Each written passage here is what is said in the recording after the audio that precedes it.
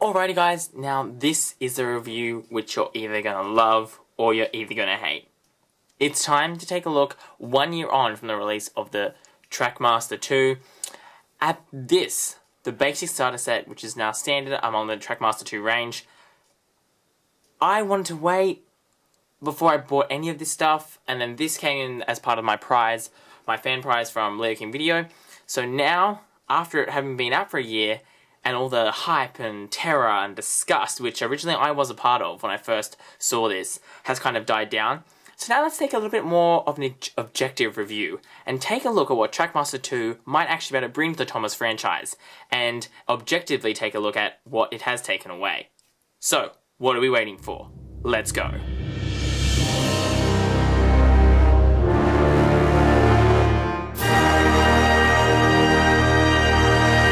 Now, objectively speaking, the first thing I want to talk about straight up is the new track design.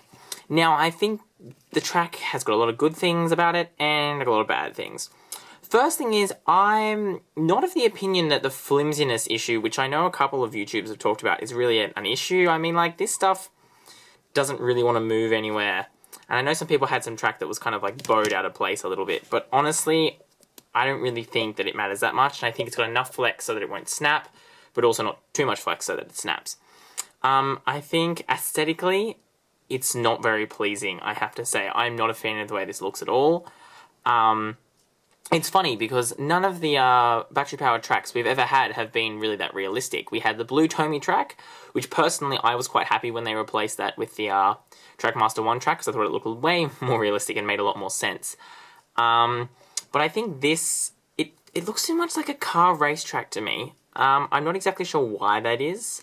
I think it's something to do with the fact it's got like these raised up bits and then these holes in the middle. I don't know, it just looks like, reminds me of like racing car track, which is problematic for me because I'm a train person, not a car person. So that's my main gripe. I think aesthetically it doesn't look very nice, even if the grey is maybe more prototypical. However, one thing that really needs to be stressed about this track system is the joining mechanism. Now, I don't think it's flimsy at all. I think it's actually very, very well done.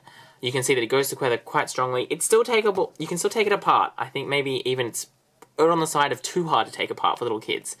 But I know I always hated the fact that my wooden and my Tomy track, when Mum would say, oh, you need to pack up your trains, or you need to move them to the other room because we've got guests coming, before I had my own toy room, which I didn't have until I was not a child anymore. Go figure that one out. Yeah, so that meant that when I was trying to move my beautifully constructed wooden railway or Tomy layouts, they would just fall apart when I tried to move them. Whereas this, as you can see, you can pick it up and shake it around. A lot of the sets actually rely on this stuff not actually being supported by any pillars. So I think in a play value sense, from a purely play perspective, this new track is actually a good thing. The next thing then to talk about is this, which has probably caused the most controversy, or controversy, if that's how you want to say it, of all the different things that have changed with TRACKMASTER 2.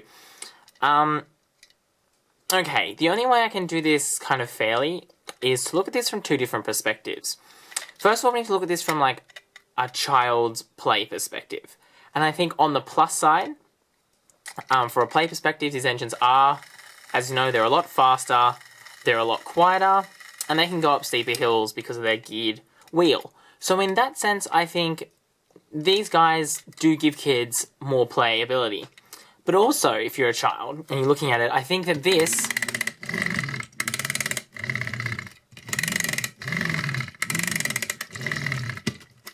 is a severe problem. To me, that would have annoyed me, because I know a lot of, as a child, I only had a few of the battery-powered old XtremeTrainz, which you go back and have a look at my old channel, TRAINZ Extreme, sorry, you can see I've reviewed those and had a look at them, and you can see my Thomas has very much fallen apart. He'd been loved to death. So I often play with them without using the batteries in there, either because Mum and Dad were complaining that I was using too many batteries, or particularly with the old ones that were too loud, or they went too slowly. And so for me, being able to freewheel was really important. These guys, nah, this is not doing it for me at all. The lack of freewheeling on these is just, that's bad, both for a collector and for a child. Although, the only other thing the child might be annoyed about is the fact that these are quite flimsy. I haven't really bashed this one around much. but I've seen in other videos that these can detach, and seen in box pictures where they've already come off from the factory. So in terms of robustness, maybe these guys aren't so good. Now, from a collector's view, there are very few positives, if any at all. I think from a collector's view, these are a definite, serious downgrade. Not only do we have the lack of buffers, I don't like the new look in terms of that all the engines have the same chassis, which means you lose a lot of the character that was in the original engines, and all the individuality in their designs, and you end up with this standard design. The fake wheel that's like really obviously fake, I think is just rubbish and nonsense. The new faces maybe are a plus, although I don't really like the Thomas one. I think they got a lot of the other engines look a lot nicer. And then the fact that these guys use more batteries is going to make parents and collectors both quite unimpressed, because not only are AA batteries, particularly in Australia, more expensive than AAA batteries. AAA batteries are more expensive than AA batteries. Actually got on a fail reel, but I don't do fail reels because YOLO. Not only are they more expensive, but they're just more of a pain. I mean, you have to put 2 of them in rather than 1. And I mean, really, you have to ask, did they really use a more powerful motor? And I feel like the answer is probably no. And then obviously the last thing for collectors is these are very unbackwards compatible. You get the classic little fine print here, which apparently makes sure that you can't blame anyone. More realistic. Sure. Yeah, you got this fine print here and this not so fine print here, which pretty much means that Mattel can just get away with murder in terms of these guys not working with the old sets because of this new low clearance design. So I think overall the engines are definitely a step backwards, particularly from a collector's point of view. From a child's point of view, I think a lot of children who were new to the series wouldn't really miss anything, so to speak. But in saying that, I feel like as a net value, these are a loss, whereas I think the track's probably on a net balance 50-50. And let's have a look how this set plays out. As you can see, it's kind of awkward for me to try and get this whole playset into the camera frame on my desk at once. Just not big enough. So if I come in here, switch Thomas on. One benefit of this as a holistic set is I'm glad that they've departed from just the classic oval loop. Having these extra curves used in a way which I used to use my extra curves because, as we all know, you get way too many curves in toy train sets for whatever reason. Means that I'm actually like quite happy that they've given you this little funky oval bit on the side there. Now, in this situation, I can see where people start to complain about the tracks. You can see here that through this section, and if I reach around, through these bits, the tracks are not flat on the ground because they're all kind of bowed up and kind of weird. If we just come in for a closer look, you can see that these are clearly, hopefully Thomas will go through my tripod, yeah, he will, not touching the ground. I can get my finger underneath, try and get even closer now.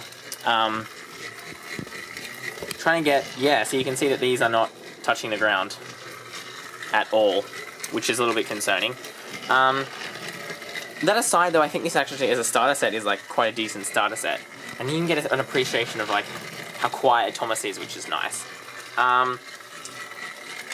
This little water feature thing is probably not really talked about much in the reviews, but I actually think it's quite nice. I think it's quite decent to have that in your in your starter sets. The playability on it and functionality is nice. There you go. Look, Thomas is coming in for a feel. I mean, it's very sparsely detailed. They could have done a much better detailing job, but I don't really expect much more from what is a smaller set. I think that, like, as I said, as a starter set, this doesn't really worry me, and I think they've done some cool things. Like, if you have an actual close look at this bit here, it's actually modelled after a switching lever, so you can see that there's a little hand thing they use that releases it, and then that would be pulled by a person and then pulled back. So in some senses, they've actually like done a decent job with design. It just feels like they've cheated on a lot of other things, which makes little sense to me.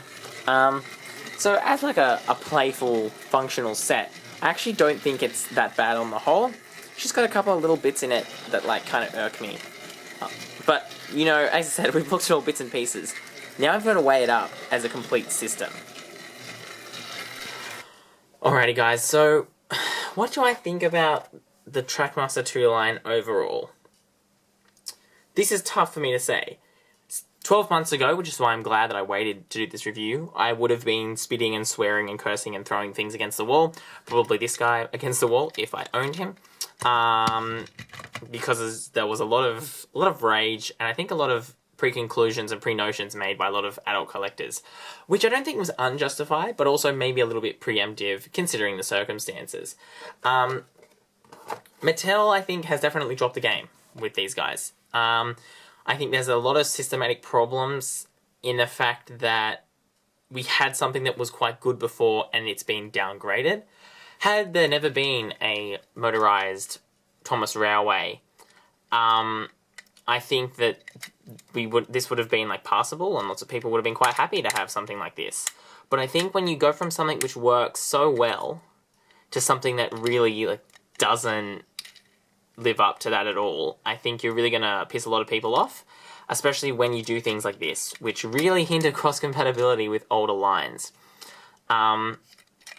So I can kind of see where Mattel was going, and I think probably when they started this,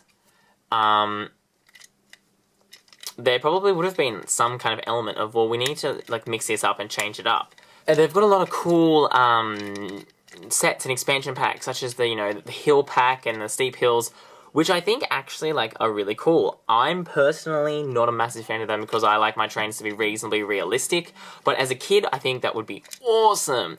So, like, that's personal preference. However, as we know, these guys may be faster, but they're certainly not stronger. They can't pull as many carriages as the old TRACKMASTER could, up hills or otherwise. Stuff like the missing buffers, which are then on the box painted on, is really problematic for me. I have a very big thing against boxes showing things that aren't included, no matter what they say, and so that to me needs to be something that Mattel needs to get a hold of and stop doing, because it's blatant lying. So overall as a system, am I disappointed? Yes. Am I mad? Not so much. Annoyed is probably a better word.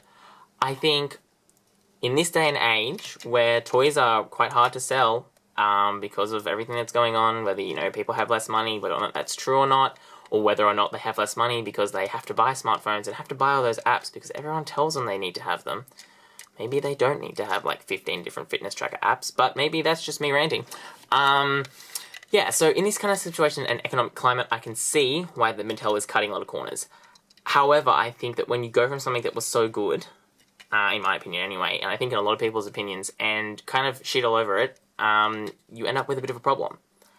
And so, in that case, these are definitely a step down. However, I think Mattel's got a lot of room to fix this up. I think they're trying out a lot of cool things with the new track designs, those new exploding engines, which I mean, sure, Bash looks ridiculous and disgusting and ugly, but the other engines I actually think look quite decent, and it's quite a cool concept. I think there's room for improvement for sure, and I think Mattel, with stuff like the Thomas Minis, which you might have seen hiding over in the corner there, you can see that Mattel does actually listen to what we say, and so does Hit Entertainment. I think it's just it's a matter of like who gets to make the decisions, and I think sometimes the big wigs in charge, who have $1 million pay packets anyway, sometimes get a little bit too excited. So I wouldn't say that these guys are a fail. I think a lot of people said they were a fail and threw them out the door. I think there's potential for these guys to get moving, but that's not right now. But anyway, tell me what you think. Have you got into collecting these, or have you shunned them like most people have? Maybe you've got them for a family member, or you've got new people who have been introduced to Thomas that love them.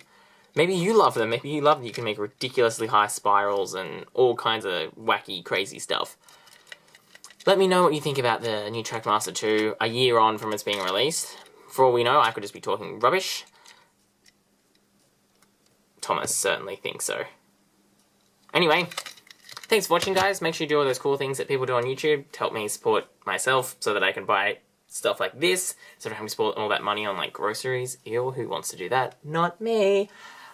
Yeah, so, thanks for watching. If you got through this, awesome. Let me know what you think. And, as I say now, and as I say now, as I say now, that's all we've got time for. This is XtremeTrainz.